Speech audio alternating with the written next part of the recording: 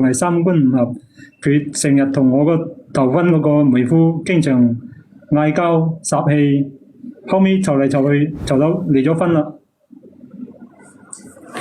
咁呢，我妹後嚟唔知去邊度識到我小學同學，佢二婚就嫁咗我小學同學。哦，佢同我二婚老公呢，又生咗個女喎。即係你嗰個同學係咪？係。哦，但係呢，佢喺佢個女1歲咁嗰陣時，小學同學即係話佢二婚老公啊，就出咗意外走咗啦。哦，咁點啊？後來我妹帶住嗰2個外甥女，嫁到依家3婚嘅老公。但係呢，佢呢個3婚嘅老公，我妹夫啊，哦，佢都係結過婚嘅。哦，佢都帶有2個女。哦，佢哋2個喺一齊嗰陣時，就又生咗個女，即係我妹3婚嗰時又生咗個女。哦，即係3個女。係3個女喎。哦，小賢姐姐，你都知啦，有啲人佢思想好傳統噶嘛，係嘛？哦，我妹夫呢，佢就想生翻個仔。所以我妹夫就想同我妹繼續生，但係呢，我妹佢唔同意再生咯喎，佢啊我驚死咁驚，又生個女喎。啊，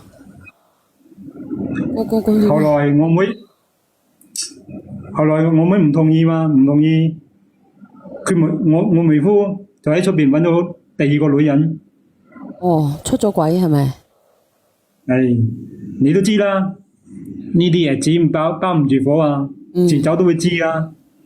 咁我妹後來都知咗啦，知咗就因為呢件事，同我妹夫又爭咯，爭嚟爭去，咁樣你都知啦，感情呢樣嘢，佢哋又啱結婚冇幾耐，感情呢樣嘈嚟嘈去會淡噶嘛，係嘛？我妹呢，咁樣就離家出走，帶住2個女翻到我屋企，叫我阿媽帶喎。佢自己就喺出面打工。點鬼知呢？佢喺出面又識咗個男嘅。哦，即係你準備準備4婚係咪？想有呢個諗法啊，估計又大咗肚。不過呢，呢個男嘅經濟都幾好，但係呢，人哋對方佢有家庭喎。咁你即係想你個女咧，你個妹咧嫁住好人家係咪？你而家好得戚咁嘅喎，聽你把聲音，你嘅意思即係話你個女你個妹嫁咗你就不得可了係咪？邊個都想妹或者邊個都想經濟好啲啊，嫁得好啲啊，係咪？你諗住靠住個妹發達係咪？係啊，隨緣拍4拍6啊，你拍啦。你諗住佢嫁咗又冇咁講啊？又冇咁講係嘛？唔係你先笑得出嚟嘅，你自己個妹準備嫁咯啊？點知佢咁樣？你都講得出嚟嘅？咁嗰啲男嘅，佢應承同我妹結婚。但係咧，你諗住收唔收禮金啊？你個妹，我問你啊，如果呢個男嘅佢未離婚噶嘛，如果萬一結咗婚，你收唔收禮金啊？禮金睇我妹個意見咯，我唔俾唔到好多意見，佢想你覺得啲禮金咧俾你擠住好啊，定係你妹自己擠啊？定係俾你媽？我俾佢自己擠嘛，佢自己有2個女，有女要養噶嘛。哦，我以為擠喺你嗰度。冇，我唔要佢嘅。哦，你唔要佢嘅，咁你都係一個好大佬嚟。我以為你諗住佢嫁都幾嫁，你屋企都發達咯，早上冇青煙咯。我都想佢覺得好啲嘛，我要佢做乜？佢嘅，等佢生活好啲嘛，我唔要佢嘅。哦，咁你都係好大佬嚟啫。咁點啊？結咗婚未啊？未結啦。未結嘅咁點啊？我妹即係我妹同個三分老公離婚，但係嗰男嘅同佢老婆仲未離到啊。唉，即係即係你個妹離咗啦，佢嗰個男嘅仲未離。係啊係啊，嗰男嘅未離，咁我阿妹同個三分老公離咗啦，咁佢依家冇地方住啦，佢就過嚟，依家住喺我屋企。即係佢又陀住 BB，係啊然之後又帶住兩個女住喺你屋企。係啊係啊，啊，三個女喎，唔係兩個女喎，三個女喎，唔係兩個女喎。三個女加埋陀住個肚嘅住喺你屋企。頭分一個女，二分一個女，三分一個女。你好似好榮幸咁啊，謝哥哥。唔係，我講俾你聽，我講俾你聽，我唔係話好榮幸，我講俾你聽。知啦，你講晒啦，全世界人都知道你三分啦，你個妹啊有三個女啦，再加埋呢個四個啦。咁咧，佢就依家住喺我屋企，但係咧，佢冇俾砸死我媽喎。佢兩個女，佢個女兩個女同埋細女嘅返學嗰啲費用啊，都係我媽偷偷啲叫我幫俾住先。咁你幫唔幫啊？咁我媽叫到肯定幫啦，係咪先？你結咗婚㗎嗬？我係結咗婚啦。結咗婚嘅老婆知唔知啊？你諗到呢啲咧，我估計你同你老婆感情唔好。你老婆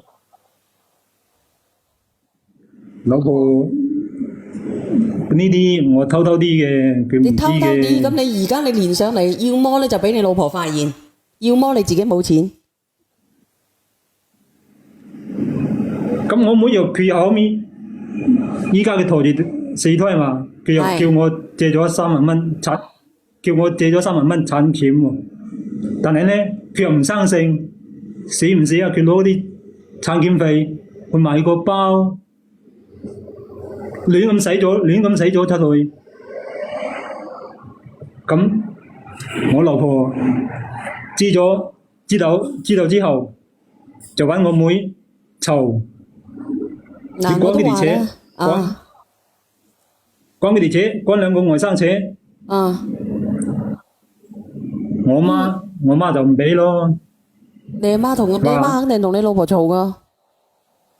係啊，佢話你細妹咁可憐，帶住幾個女，係嘛？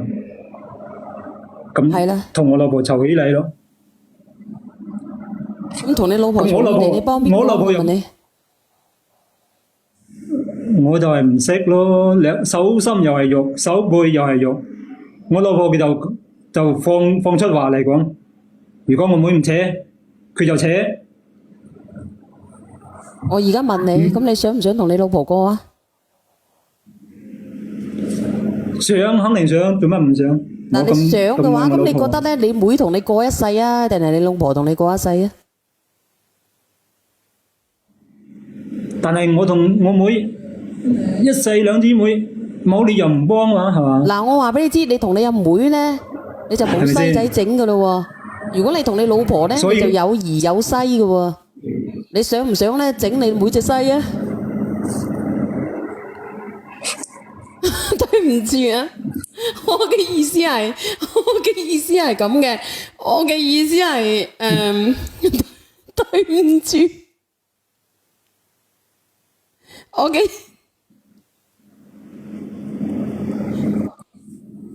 對唔住，我請你聽首歌先啦。因為我一下子咧，我死語好似發瘟，對唔住。有少少卡。你聽唔到我講嘢係咪？你當我冇講過啊？我冇講過嘢。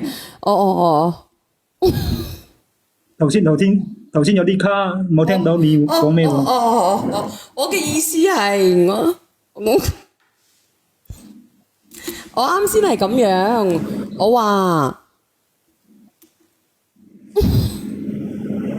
話如果你阿妹經常喺度咧，肯定會同你個老婆鬧矛盾嘅。咁唔通我要趕佢扯喎？我叫過人哋練啦，咪俾人哋咧喺度。我啱先講嘅，你應該冇聽到啊，係咪？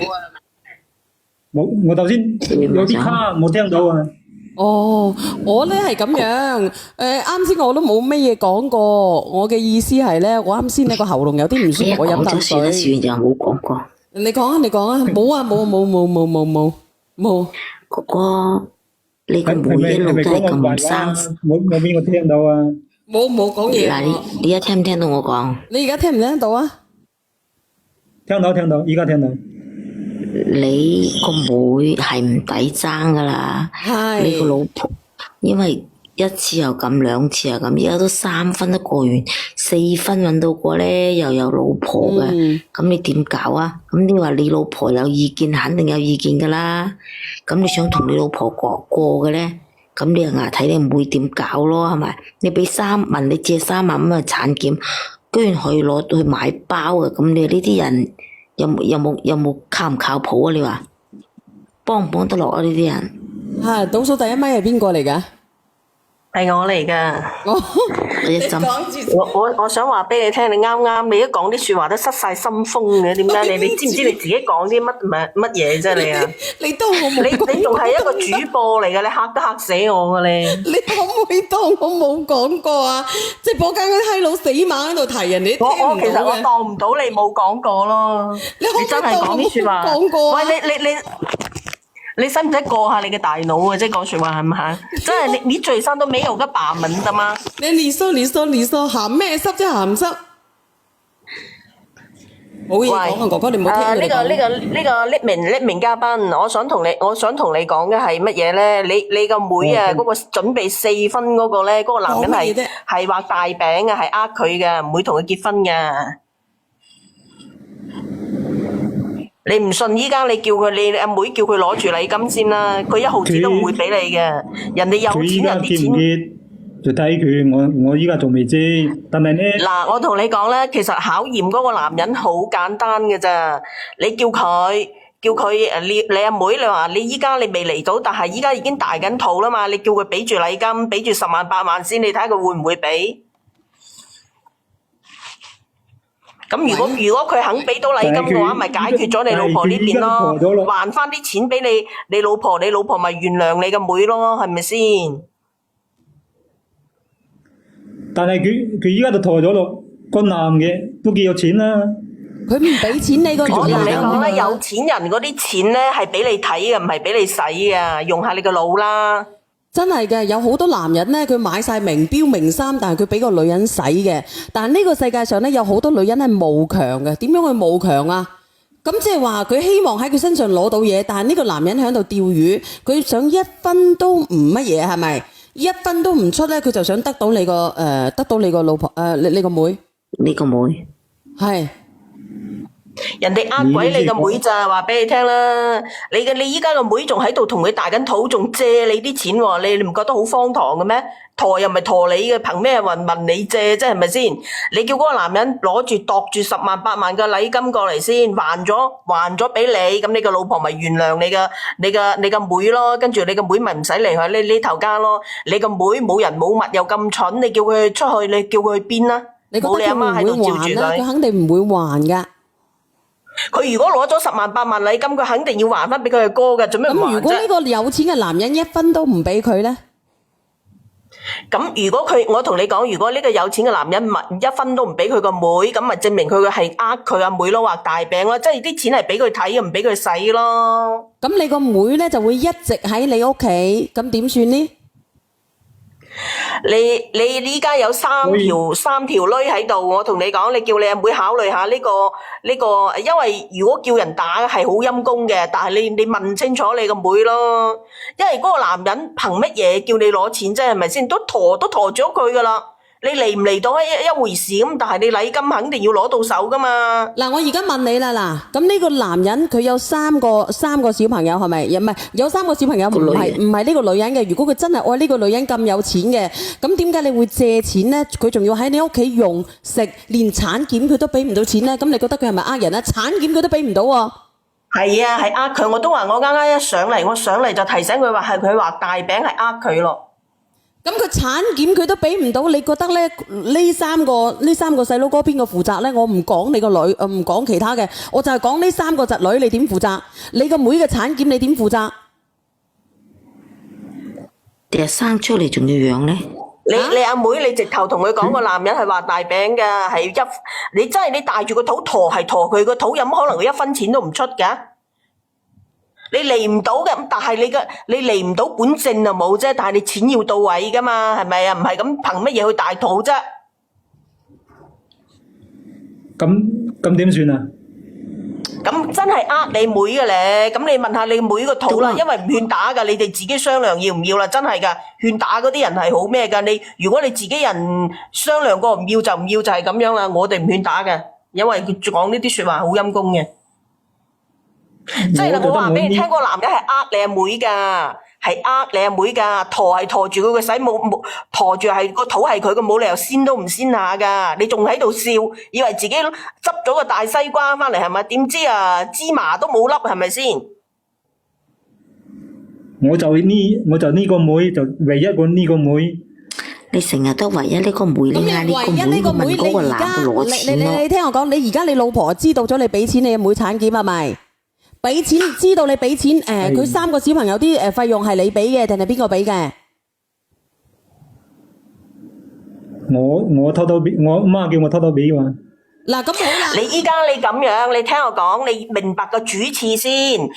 你叫你阿妹問嗰個男人攞禮金，因為你冇理由你個肚又唔係你嘅，係佢噶嘛。咁你憑咩幫佢生？你冇理由先都唔先下點生啫，係咪先？咁咪你叫佢攞10萬8萬出嚟，如果佢攞到10萬8萬，你咪由得你個妹喺度生定唔生咯？咁還翻幾萬蚊俾你嘅，你個老婆咪唔會喺度積吉咯。我同你講，就算還翻幾萬蚊，佢老婆都有積吉。我同你我唔知你點樣啊？呢個狀況，開開心心，我問你一句，比如你係做邊個？我係做嗰個女人啊，你係做大嫂。咁我行到去，我帶住3個細路哥食你嘅住你嘅，雖然我俾錢你啫，但係咧我睇佢阿妹咧都唔方話特別好嘅人嚟㗎啦，佢攞咗嗰3萬蚊去產檢嘅，佢都可以買個包嘅。我想問下你，我可唔可以同你長住啊？開開心心。咁唔可以啦。聽到未啊？佢阿妹本身都係唔多夠稱嗰度噶啦，唔多夠稱噶啦。嗱，佢十足十邊個咧？嗱，我話俾你聽，我以前聽過一個咧，就係西藏個主播講啦，話嗰邊啲女人，即係有啲女人好奇葩，佢點奇葩咧？佢有4、5個孩子，指4、5個孩子，4、5個爹。你嘔唔嘔血啊？每個孩子都唔同嘅爹嘅喎，你諗下，你嚇得唔得人驚？咁佢而家係唔同嘅爹咯。問題係邊個埋單咧？佢嗰幾個細路哥。所以我咪話咯，依家係佢個老婆。我啱啱已經講咗啦，如果嗰個男人佢攞唔到出錢，就係佢，你依家個肚，你哋一家人去諗下個肚點樣？你唔單止諗個肚係點樣啊，阿哥哥，你唔單止諗個肚係點樣啊，你諗你個妹同埋3個細佬哥係點樣嘅？我同你講，你要叫你個，如果你所有嘅生活費都係你嘅。佢首要解決係依家個男人佢肯唔肯攞錢，同埋咧，如果唔肯俾錢，就肯定100%係噶啦。佢嘅情況之下，個肚點算？你要首要解決嘅就係乜嘢咧？你首要解決嘅係佢個肚係咪？點樣叫佢還啊？你首要解決嘅係你老婆想要啲乜嘢啊？而家大住肚，我點樣好意思叫佢還啊？哎呀，做咩你講嘅？你而家嗱，我同你講，你而家首要解決，你話你聽我講先啊，開開心心。佢呢一針見你話首要解決咧，就係呢個女人要攞幾多錢？我而家首要解決係你個老婆係點樣諗嘅？你老婆絕對係唔允許你個妹同埋你3個細佬哥一直住喺度。你首要解決咧就係點樣安置呢個妹？我同你講。